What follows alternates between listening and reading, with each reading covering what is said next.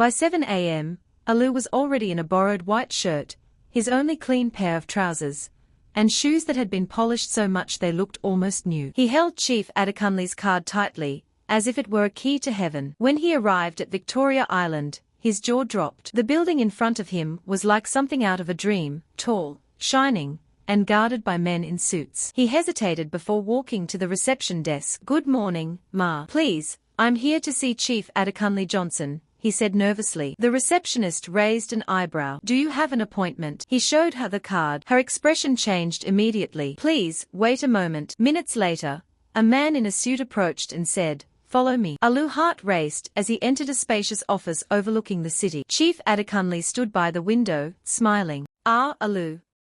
You came." They talked for almost an hour.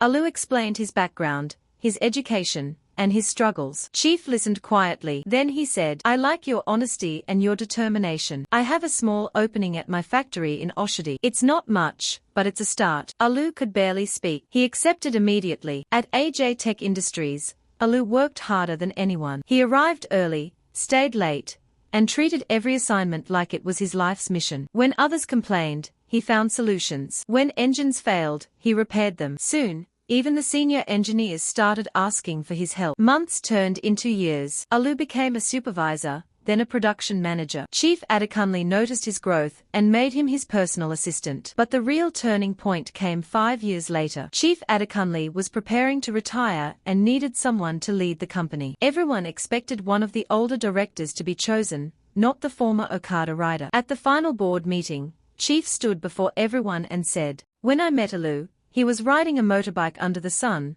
yet he had more dignity and passion than many men in air-conditioned offices. Today, he represents everything this company stands for: hard work, honesty, and vision. That's why I'm naming him the new CEO of AJ Tech Industries." There was silence, then applause. Tears rolled down Alu's cheeks as he stood to speak. "I was once a man with nothing. I slept hungry. I was mocked. But I never stopped believing that my story would change one day. This is not just my victory. It's proof that God never forgets anyone." Social media exploded the next day. Photos of the former Okada rider, who became a CEO, trended everywhere. Bloggers, influencers, and news outlets shared his journey. Alu didn't stop there. He founded the Alu Foundation for street youths, helping others learn skills, find jobs, and rebuild their lives. One evening, he drove back to Mushin in a black SUV. The whole neighborhood gathered around in shock. He stepped out, hugged his mother, and handed her the keys to a new house he built for her. "Mama,